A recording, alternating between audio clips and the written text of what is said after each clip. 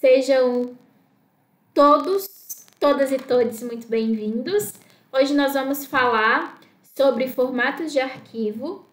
É um dos tópicos da nossa disciplina de topografia 3 do segundo módulo do curso técnico de agrimensura do IFSC no campus Florianópolis. Bem, para a gente falar sobre esse assunto, nós vamos resgatar na nossa memória os procedimentos realizados nos levantamentos de campo. Então, quando a gente vai fazer um levantamento topográfico, a gente precisa primeiramente planejar esse levantamento, considerando as aplicações, então os equipamentos que eu vou utilizar, o método, quais pontos eu vou precisar medir, qual a área de interesse e etc. Uma vez planejado, eu vou com esses equipamentos para campo e vou realizar as medições. No momento de realizar as medições, uma tarefa primordial é registrar essas informações. Como que isso é feito, então? Até o final do primeiro módulo, lá na disciplina de topografia 1, nós fazíamos isso anotando essas informações na caderneta de campo. Então, aqui nós temos um exemplo da caderneta do levantamento planimétrico utilizada no módulo 1. Aqui, então, o cabeçalho dessa caderneta, onde vão as informações sobre o levantamento, e aqui no corpo da caderneta, todas as informações sobre as medições realizadas. Aqui a caderneta que utilizávamos para fazer o nivelamento trigonométrico, também com cabeçalho, e em seguida as informações visadas. Então, para cada tipo de levantamento, nós tínhamos ali uma maneira de registrar analogicamente as informações medidas.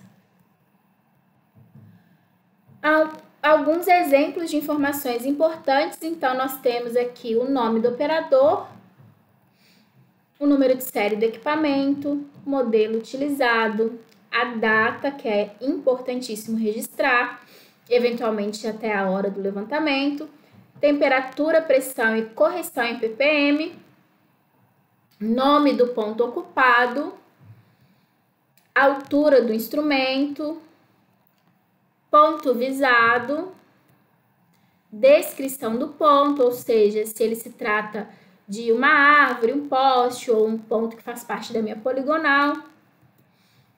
E aí as leituras equivalentes a esse ponto: ângulo horizontal, vertical, distância inclinada. Uma informação relevante também de se registrar é com relação às unidades de medida utilizadas, que isso é uma coisa que pode ser mudada, as configurações do equipamento, e se eu tiver com essa informação incorreta, eu vou inviabilizar o uso dos dados. As coordenadas do ponto, para o caso de essas coordenadas estarem sendo calculadas em campo, seja pelo operador ou pelo próprio equipamento, constante do prisma, altura do prisma e etc. Então, são um conjunto de informações que eu vou precisar registrar de alguma maneira em campo, para que depois, ou até mesmo no próprio campo, eu possa utilizar esses dados para gerar os produtos do meu levantamento.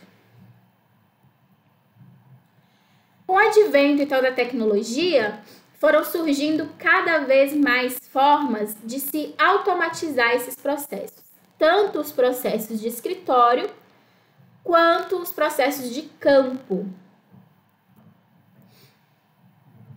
Os fabricantes dos equipamentos, eles foram estudando e desenvolvendo formas de automatizar esses processos, para que ele se torne mais rápido e mais eficiente em várias situações, também para se reduzir a equipe a equipe mínima necessária em campo, né? Podendo, então, deslocar esses recursos humanos para outras atividades ou render mais trabalhos.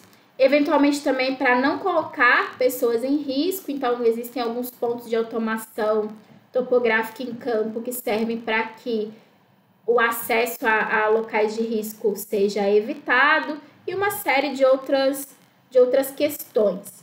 Uma das questões que foi das primeiras automatizadas foi o registro à anotação. Então, dentro do equipamento, e aí aqui em topografia 3 nós vamos falar especificamente sobre as estações totais, mas também temos outros equipamentos que passam por esse processo de automação, como os níveis, mas aqui vamos tratar das estações totais.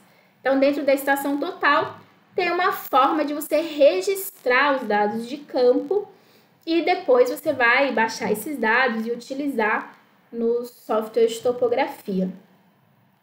Esses dados, então, eles são gravados na memória dos instrumentos e aí podem ser depois utilizados.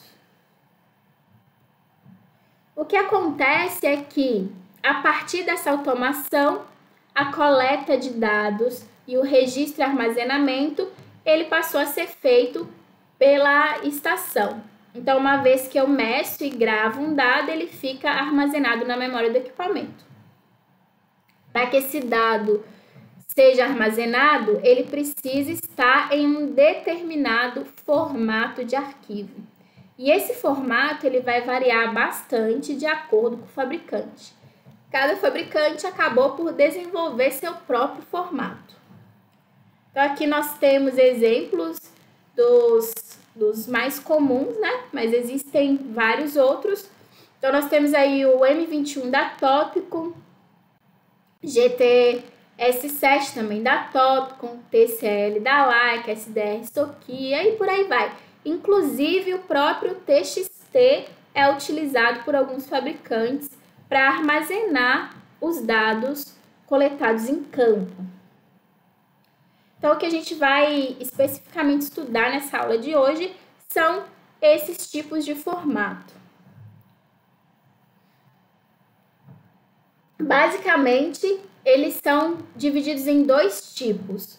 A gente vai ter ali os dados brutos, que vão ser registrados, e os dados de coordenadas, que são os dados x, y, z. Alguns fabricantes armazenam essas duas informações em um mesmo arquivo e outros vão separar em dois arquivos diferentes. Os dados brutos eu vou utilizar para que eu possa processar os dados e os x, y, z, a utilização dele vai depender do método que eu utilizei em campo. Eventualmente, essas coordenadas já vão ser minhas coordenadas finais e algumas vezes eu vou precisar dos dados brutos para tratar as coordenadas no processamento. Então, aqui eu trago alguns exemplos de formatos de arquivos de fabricante e depois a gente vai aprofundar no formato do equipamento que a gente utiliza no IFSC. Aqui é um exemplo do M21. Então, quando a gente olha a primeiro momento esses dados, parece um conjunto de números, códigos e letras difíceis de compreender, né? Batendo o olho aqui, parece algo que não foi feito para que a gente leia, mas sim para que a máquina leia. E, de fato, é isso mesmo que acontece. No entanto, quando a gente passa a olhar ele com mais calma, que é o que a gente vai fazer, a gente percebe que dá sim para interpretarmos o que está acontecendo aqui. E aí vocês podem me perguntar, tá, mas qual a utilidade de eu interpretar isso se a estação total já consegue entender e depois o software de topografia também? Então, tem algumas vantagens em a gente entender esse arquivo. A primeira delas é para que, quando eu cometer eventualmente algum erro em campo, eu possa corrigir no arquivo. Então, eu entro nesse arquivo bruto e faço essas eventuais correções. Também dá para fazer dentro dos softwares, dependendo do software que você utilizar para processamento. Depois, porque a partir desses dados eu consigo entender e interpretar todo o procedimento de campo que foi realizado e identificar eventualmente algum erro que tenha sido cometido em campo. E a terceira vantagem que eu trago para a gente compreender, né, que justifique a gente querer entender esses arquivos, é para que quando eu eu precisar ou quiser, eu mesma posso criar rotinas, né? Seja em softwares como o MATLAB, ou rotinas de programação, até do próprio Excel, para que eu mesma possa manipular esses dados e processar esses dados de acordo com a metodologia que eu achar melhor. E para isso a gente tem que entender esses formatos. Dentro da nossa unidade curricular, nós vamos estudar isso e entender eles bem para que a gente consiga identificar eventuais erros cometidos em campo. Então vamos lá, vamos interpretar o que quer dizer essas informações todas. Aqui no M21 a gente tem aqui destacado agora em verde o início de cada estação. Então, cada vez que eu tiro o equipamento de um lugar e instalo no outro para fazer o conjunto de medições, eu vou ter uma linha que é parecida com essa aqui que está destacada em verde. E aí vai ter a modificação com relação a esse número segundo aqui, que é equivalente à altura do instrumento. Então, cada vez que eu reinstalei o instrumento, a altura modificou. Vocês podem observar que modifica aqui o número. Eu vou passar mais rapidamente por esses exemplos para que a gente possa aprofundar no modelo que usamos lá nas aulas práticas no IFSC. Então, em azul aqui é onde temos os dados brutos em si. Então, os ângulos horizontais, verticais e as distâncias são armazenadas aqui. Destacado agora aqui nessa coluna, nós temos os códigos. Percebam que, no caso desse levantamento do exemplo, a gente tem apenas o conjunto de códigos utilizados numa poligonal, que é a ré invertida, vante invertida, mas isso pode variar. Quando eu vou fazer levantamento de detalhes, eu tenho um número maior de códigos. Na primeira linha, o nome dos pontos. Então, para cada ponto, eu vou ter uma linha e nessa linha as informações daquele ponto. Isso é semelhante ao que era feito nas anotações analógicas, nas cadernetas. E na última aqui, a altura do prisma. Esse é o exemplo do arquivo GTS7, que é o arquivo de coordenadas. Então, nós temos aqui um cabeçalho, informações sobre o nome do ponto e a partir da onde ele foi medido. E aqui, em cinza, as coordenadas x, y, z, calculadas pela própria estação em campo. Nesse modelo, nesse exemplo, é o exemplo do fabricante LE, que é o TCL. Então, vejam que ele é um pouco diferente, mas as informações que são armazenadas vão ser as informações de campo, que no caso são as mesmas. Nós vamos ter um cabeçalho também, que está ali em azul. Aqui em vermelho, o nome de cada ponto. Embaixo do nome de cada ponto, a gente tem uma linha de código. Na frente do nome do ponto, então, que é esse bloco aqui em cinza, para cada linha dessa vai ter informação do ponto. Então, aqui a gente tem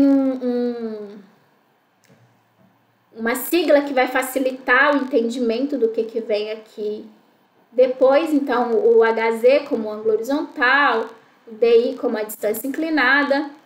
No entanto, a gente tem uma série de colchetes que acaba dificultando um pouco a interpretação, então a gente tem que olhar com bastante calma quando a gente precisar extrair informações ou editar informações aqui desses arquivos.